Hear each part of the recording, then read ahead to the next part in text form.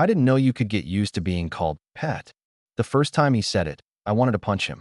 The last time he said it before I ran, I cried. My name is Jonah Lee. I'm 24.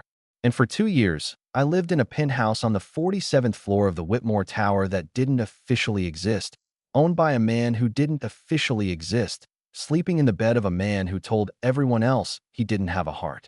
His name is Silvano Moretti. He is the Don. This is the story of how he kept me, how I left, and why he burned down half the city to get me back. I was 22, in my final year at art school, drowning in my mother's medical debt and my own student loans. My mother had passed 6 months before. My little brother Milo was 15. The collectors didn't care about grief. They wanted money I didn't have. I was working at that gallery opening for $50 and free champagne I wasn't supposed to drink. I was refilling a tray of bruschetta when I heard a man behind me say, "You look like you're going to shatter if someone touches you." I turned. That's when I first saw Silvano. He wasn't what I expected a mafia boss to look like. No scar across the eye, no gold chains. He wore a black suit that probably cost more than my entire semester. Black hair, slicked back, but with a few strands falling loose. Eyes that were a terrifying, perfect gray, like storm glass. He was 32 at the time. He looked at me like I was a thing he had already decided to buy. "I'm fine," I said. "You're not." He picked up a glass of wine from my tray without asking. His fingers were long, elegant, deadly. I noticed a tattoo peeking from his cuff, a small black rosary. "Your hands are shaking." "I'm just cold." He smiled. It wasn't a kind smile. Liar. He knew my name before I gave it. Of course he did. Later I would learn that one of the loan sharks I owed, a low-level leech named Renzo who operated under the Moretti family umbrella, had mentioned me. The pretty art kid with the dead mom and the debt.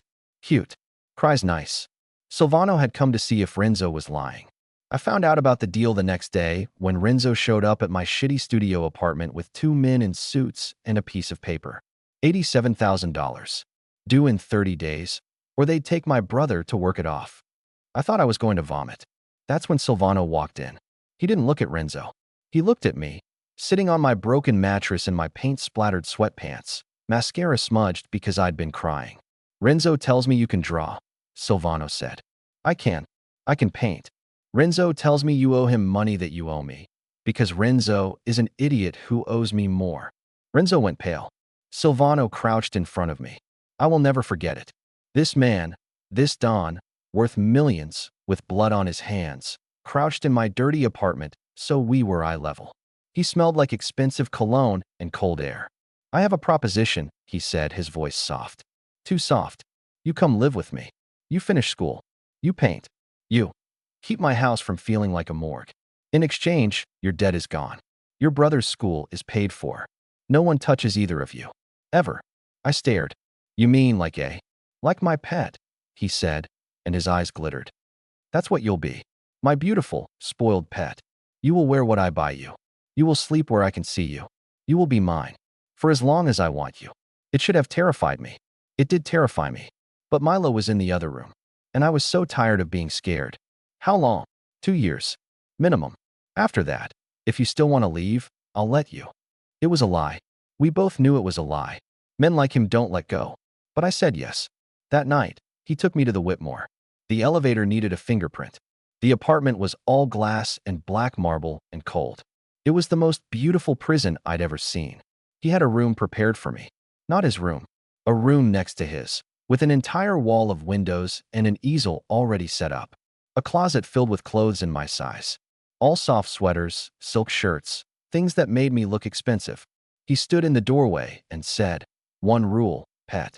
Never open the door at the end of the East Hall. It's my office. You have no reason to be in there." I nodded. He stepped forward, took my chin in his hand. His thumb was rough. "And never, ever make me chase you. You won't like me when I'm chasing." Then he kissed my forehead like I was something sacred and left me alone to cry into a pillow that cost more than my rent. People think being a kept boy is all sex and diamonds. Sometimes it is, but mostly it's waiting. Silvano is not a gentleman. He is a busy man. He leaves before 5 a.m. He comes home after midnight, sometimes with blood on his cuffs that he thinks I don't see. He never touched me for the first 3 months. Not like that. He would come home, find me curled on the giant couch doing homework, and just stare. He'd sit down at the other end, pour a glass of whiskey, and watch me, like I was a fireplace, something warm and flickering that he didn't know how to have. "Did you eat?" was always his first question. If I said no, he'd get angry in that quiet, terrifying way and call his housekeeper Mrs. Agasti at midnight to make soup. If I said yes, he'd nod and say, "Good pet." God, I hated that word. And I lived for it. That was the problem. Slowly, I learned the rules of being Silvano Moretti's pet. Rule 1. Don't ask about his work. If he comes home tense, you don't ask why. You pour him a drink, you sit between his legs on the floor while he plays with your hair, and you shut up. Rule 2. Look pretty. He liked me in soft things. Oversized knits that fell off my shoulder. He bought me a silver chain with a tiny bell on it once. I refused to wear it. He didn't force me. He just left it on my nightstand every day until after 6 months, I put it on. He looked like he was going to come undone when he heard it jingle as I walked to him. Rule 3. Be there when the nightmares come. He didn't know I heard them at first. Silvano, who never flinched when a gun was pointed at him, woke up screaming twice a week. In Italian, calling for mama. I would slip into his room, and he would grab me like a drowning man grabbing a rope. He would bury his face in my stomach and shake. In the morning, he would pretend it never happened. I started sleeping in his bed after the 4th month. He never asked. I just didn't leave one night after a nightmare. He wrapped his entire body around mine, caged me in, and for the first time in months, he slept through the night without waking. After that, it was our bed. Sex, when it finally happened, wasn't what I expected. I expected him to take, to own, to punish. He worshipped. It was 8 months in. He had come home from a meeting that had gone bad. I could tell because his right hand was bruised and he wouldn't look at me. I found him in the shower, sitting on the tile, letting the water beat on his head, fully clothed. I sat with him.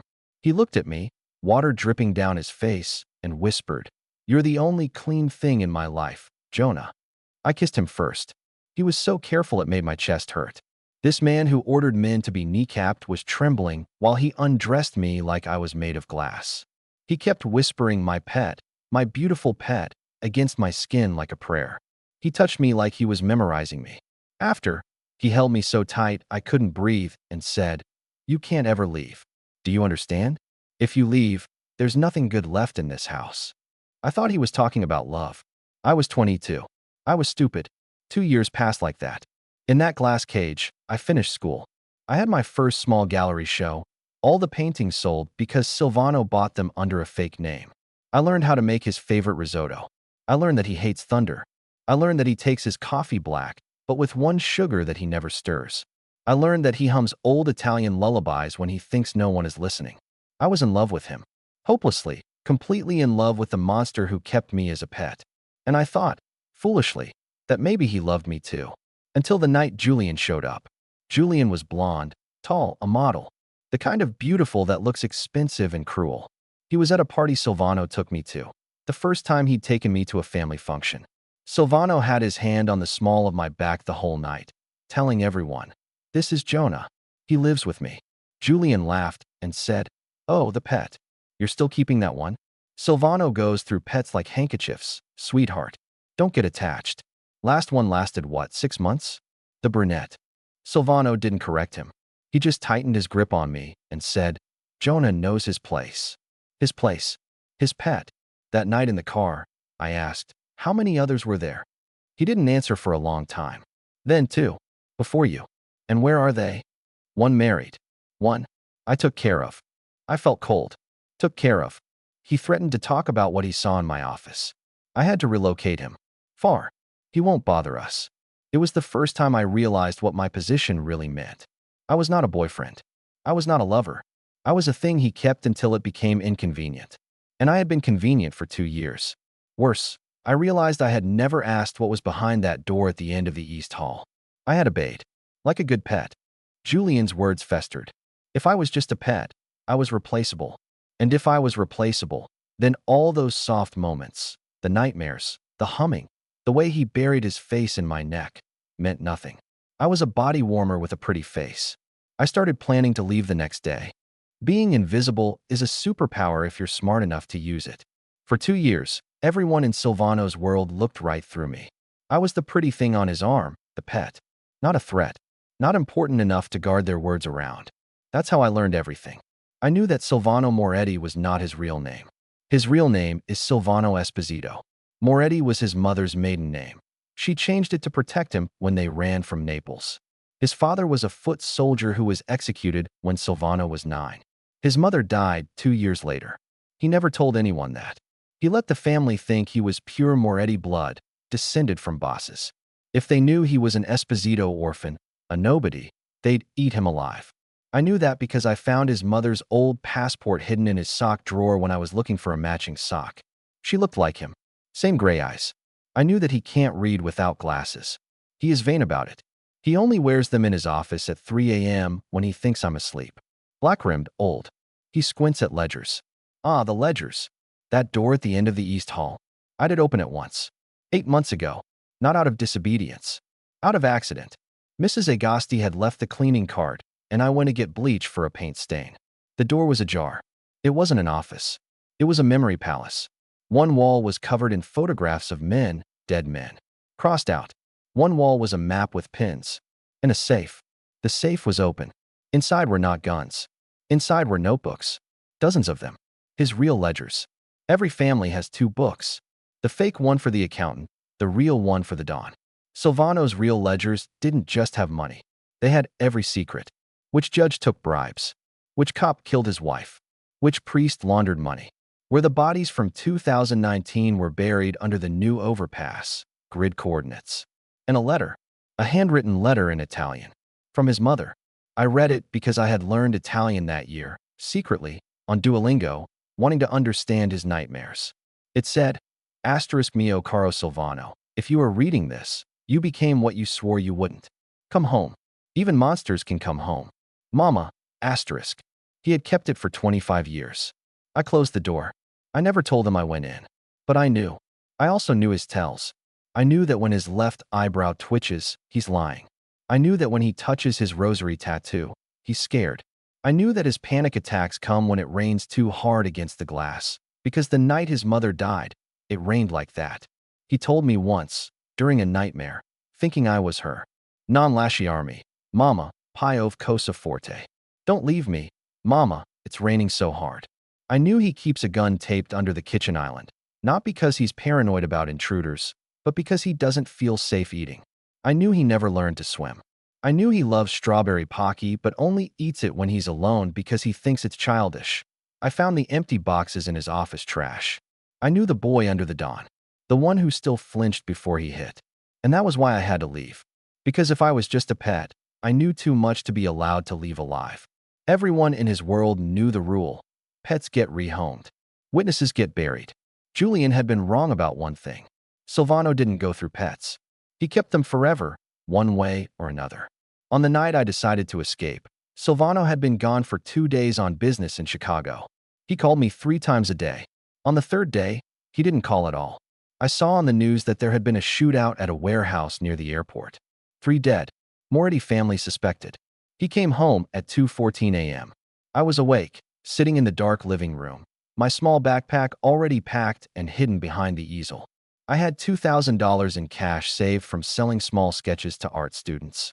Money he didn't know about because he thought I didn't need money. He walked in, suit torn, a cut on his lip. His eyes found me in the dark. Pet. He breathed and crossed the room in 3 strides. He knelt and buried his face in my lap, shaking. You're here. You're still here. I should have comforted him. Instead, I smelled gunpowder and saw my future. Me, 26, 30, still waiting in this glass box until one day he got tired and I knew too much. He didn't notice I wasn't hugging him back. I waited until his breathing evened out. The sleeping pills I had crushed into his whiskey worked faster than I thought. Mrs. Agasti had given them to me once when I couldn't sleep after a nightmare. I never used them until now. I felt like the worst person alive. He looked so peaceful asleep. For once, no furrow between his brows. His hand was still fisted in my shirt. I'm sorry, I whispered, and peeled his fingers off. I left the bell necklace on his pillow. I took the fire stairs. I knew the guard rotation because I'd watched them for 2 years. Dante takes a smoke break at 3:10 a.m. for exactly 7 minutes. The back service entrance camera has a blind spot on the left if you hug the wall. I learned all this not because I planned to escape, but because I was bored and observant and invisible. I walked out into the rainy night in an oversized hoodie and sneakers, backpack with a sketchbook, 2 shirts, and my brother's photo. No phone. Silvano tracks my phone. It's my leash. I left it on the kitchen counter. It was raining so hard. I went to the only place I could think of, my old professor, Mr. Alby's studio in the Arts District. He let me in without questions. He was old and kind and thought I was in a bad breakup. I was. In a way. I stayed on his couch for 3 days. I didn't sleep. Every time a black car passed the window, my heart stopped. On the 4th night, the story broke on the underground blogs. Moretti family cleaners. FBI raids. Someone had leaked locations. Not all of them. Just 3. But 3 was enough to cause chaos. The overpass site. Exactly where the ledger said the 2019 bodies were. I felt ice in my veins. Silvano would think I did it.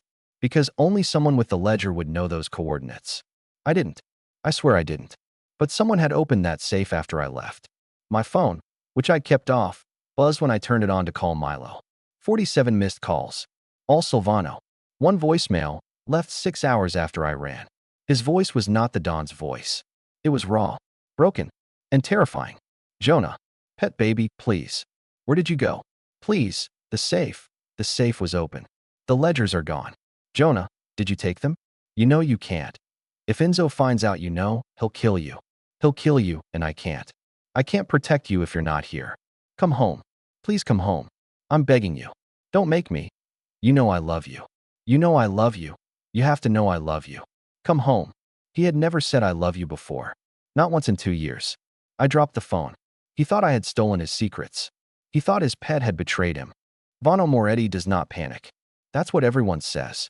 Silvano Moretti is ice. Silvano Moretti once had a gun to his head and asked the man holding it if he needed a steadier hand. Silvano Moretti panicked the night I escaped. I learned this later from Dante, the guard, who became my unlikely ally after. When Dante came back from his smoke break and found my phone on the counter and the bell on the pillow, he called Silvano. Silvano was still drugged, groggy. But when he understood, he went from sleeping to standing to smashing the entire bedroom in under 30 seconds. He went insane. Dante told me weeks later. I've seen him kill a man without blinking. I've never seen him like that. He ripped the safe open. It was already open, pet. The ledgers were gone. And he just sat on the floor, holding your little bell, and said, he knows. He finally knew I was a fraud, and he left. That was the first realization. He didn't think I stole to betray him. He thought I stole because I saw who he really was. Silvano Esposito, orphan boy, scared boy, and I was disgusted. The second realization came when his lawyer called. The FBI hadn't raided randomly. They had been tipped off by an anonymous, encrypted email with photos of 3 ledger pages. 3 pages that had my paintings in the background on the desk when I had accidentally opened the door. The photos were taken after I left. Because the thief was Julian. Julian, the blonde model, had been planted by the Calabrian families to seduce Silvano and find leverage. He'd been sneaking into the office for weeks while I was at school, and Silvano was gone. He'd finally cracked the safe the night I ran, because the security system was down for 7 minutes when I slipped out the service door. My escape created the window Julian needed. But Julian didn't know Silvano like I did. He took photos of the money pages, not the important pages. He leaked the body site because he thought that would end Silvano. He didn't know the real secret was the judges, the cops, the priest. He didn't know that the overpass site had already been cleaned last year. Silvano had moved the bodies because he had a nightmare about their mothers crying. Another thing only I knew. Silvano paid a private crew to exhume them and give them proper burials in unmarked graves with names. He left roses. He never told anyone. He told me in his sleep. So the FBI found nothing but old soil. And Julian exposed himself for nothing. Silvano, in his office at 4 a.m., covered in ash because he'd burned the other ledgers to protect his men, finally understood. The boy who could have destroyed him with 1 phone call. The boy who knew his real name, his mother's letter, his panic attacks, his glasses, his strawberry pocky, the exact grid coordinates where he buried his own father because he couldn't afford a funeral when he was 9. That boy hadn't sold him. That boy had left his phone, left the bell, left without taking a single page. I was the only person in the world who knew every single one of his secrets and never once used them against him. I was the only one who knew him and stayed anyway for 2 years, not out of fear, but out of love he was too blind to see. Dante found me on the 7th day. I was back at Mr. Alby's, trying to draw and only drawing gray eyes over and over. There was a knock. I opened it, and there was Dante, huge, scar on his cheek, holding 2 coffees. "Boss didn't send me to hurt you, kid," he said. "Then why?" "He sent me because if he came, he'd scare you. And because he thinks you'll run if you see him." "Will you run?" I didn't answer. Dante handed me a coffee. "He hasn't slept in 7 days. He hasn't eaten. He's sitting in your room. He wears your bell now, around his wrist. He keeps listening to that voicemail you left him from last Christmas, where you sang Jingle Bells off key. He plays it on loop." My throat closed. "He said to tell you that Julian is gone. Not dead, gone.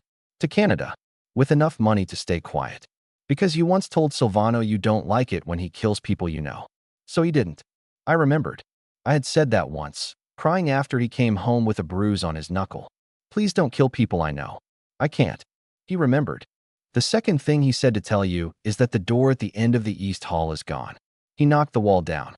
It's part of your studio now. More light. For your paintings." "What?" "The third thing."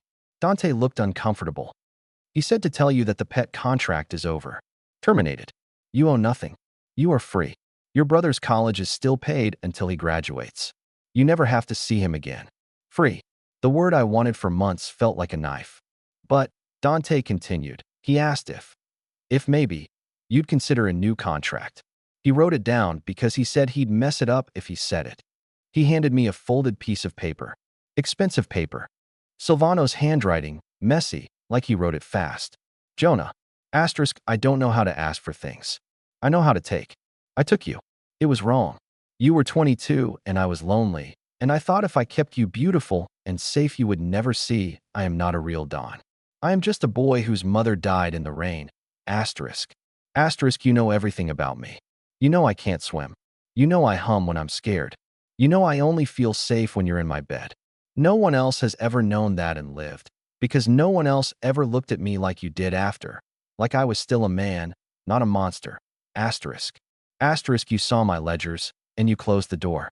You saw me crying, and you stayed. You are the only person who knows all my secrets and didn't leave because of them. You left because you thought I didn't love you. Asterisk. Asterisk, I did. I do. I've loved you since you shook in my apartment and still looked me in the eye. I just didn't know the word for it, because no one ever stayed long enough to teach me. You call me possessive. You are right. I am possessed. By you. Asterisk. Asterisk, come home. Not as my pet.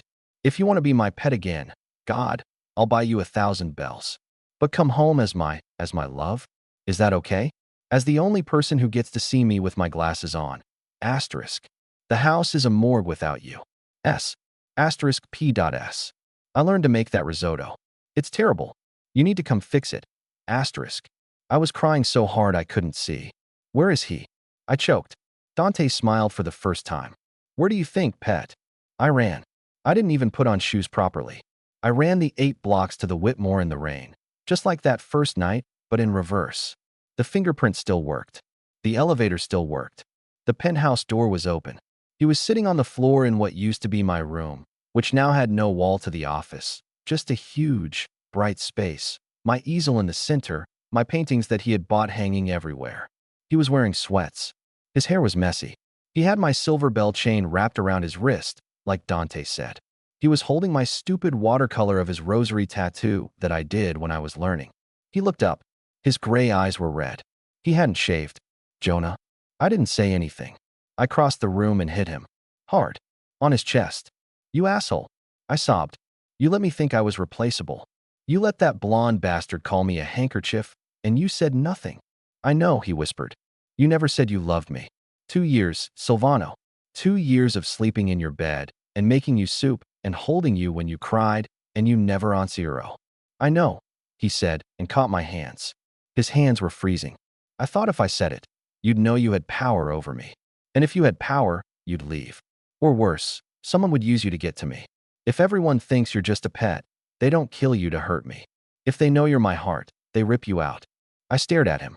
This brilliant, stupid, broken Mafia Don who thought love was a liability to be hidden. I left, I whispered. And you lost your mind anyway. Yes, he said simply.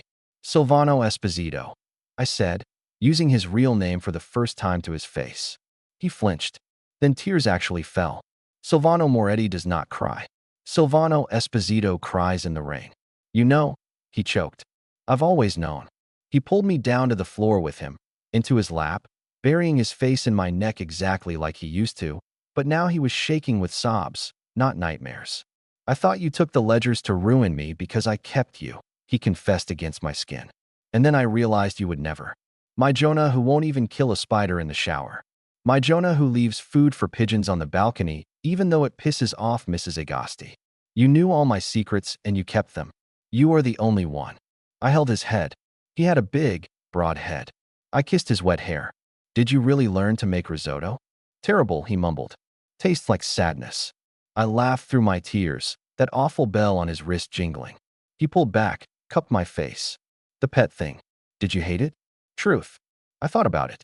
The clothes, the being told to look pretty, the collar with a bell. The way he called me his.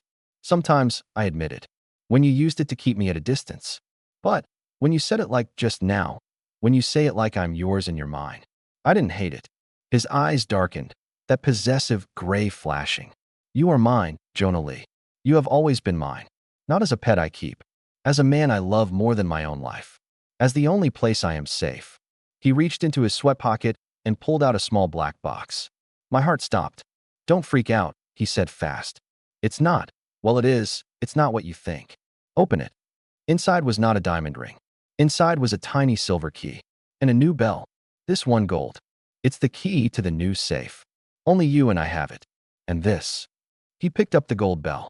The Whitmore Tower penthouse still doesn't officially exist. But now my shoes are by the door. My paintings are on every wall. My terrible houseplant that I'm somehow keeping alive is on the kitchen counter that has a gun taped under it. Though Silvano moved it higher because I once cut my finger trying to find the olive oil. I still wear the gold bell. Only now, Silvano wears one too. It was my idea. After I came back, after we spent 3 days not leaving the bedroom except to order terrible risotto and then learn to make better risotto together, I told him that if I'm going to be his pet, he has to be mine too. He looked at me like I'd grown a second head. What? You think it's fair you get to put a collar on me and I don't get to?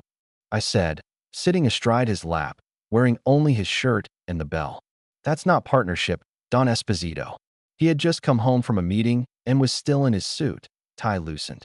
He stared at my bare legs and then at my face, his gray eyes going dark. You want to collar me, pet? I want to know where you are, too. He was quiet for a long time. Then he stood up, carrying me to his closet, opened his safe, the new one that only we have the key to, and pulled out a simple black leather cord with a small, matte black bell. Not gold. Not pretty. Practical. Like him. Put it on me, he said, and knelt. So I collared the Mafia Don. He wears it under his shirts. No one knows except Dame and Mrs. Agasti and Milo. Milo, who is now 17 and thinks Silvano is kinda cool for an old criminal, and who Silvano is secretly paying to go to a private art academy because Milo can draw like I can. The pet contract is gone. We burned it in the fireplace the night I returned. Instead, we have new rules. Rule 1, rewritten by Jonah.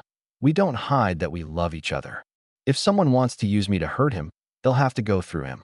And through Dante. And through Mrs. Agasti, who threatened to hit Silvano with a ladle when she heard I ran away because of Julian. Rule 2, rewritten by Silvano. Jonah paints whatever he wants and Silvano doesn't buy all of them secretly anymore. He buys half secretly and lets the other half sell to real people. My last show actually sold out to strangers. I cried for an hour. Rule 3, the most important, no more closed doors. His office has no door now. Literally. We knocked it down. Now it's a sunroom studio. He still keeps his private papers in the safe I have the key to. He showed me everything. Every judge, every bribed cop, every buried secret.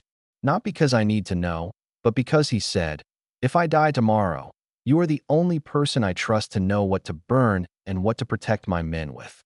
He trusts me with his empire. I trust him with my heart. The truth about the night I escaped. For the video, you need to emphasize this part.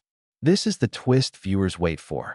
The night I escaped, Silvano realized I was the only one who knew his secrets, not when he found the safe open. It was when his underboss, Enzo, a cruel old bastard who never liked me, came in and said, "Good." The little pet finally ran. "Now we can clean up.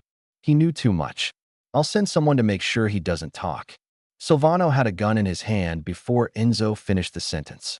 "Dante told me he put it right to Enzo's temple. No one touches him," Silvano said. His voice so cold Dante said the room temperature dropped. "If one hair on his head is harmed, I will skin you and hang you from this tower so everyone can see what happens when you touch what is mine." Enzo sneered. "He's a liability. He knows your real name. He knows about your mother. He knows where the money." "And he never told," Silvano interrupted. "He lived here 2 years. He could have sold me to the Calabrians on day 1. He could have gone to the FBI. He could have burned me to the ground. He didn't. Do you know why?" Enzo didn't answer. "Because he loves me," Silvano said, and it was the first time he admitted it out loud to anyone but himself. "He loves the pathetic, fake Don Esposito boy, not the Moretti myth. He is the only person in 25 years who saw all of me and didn't flinch. So you will not touch him. You will pray he comes back. Because if he doesn't, I will not be a Don anymore. I will be nothing." That's when he realized. The pet he kept to keep his house from feeling like a morgue was the only thing keeping his heart beating. He didn't sleep until Dante found me.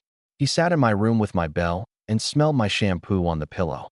He realized that for 2 years, he thought he was keeping me as a pet. In truth, I was keeping him alive.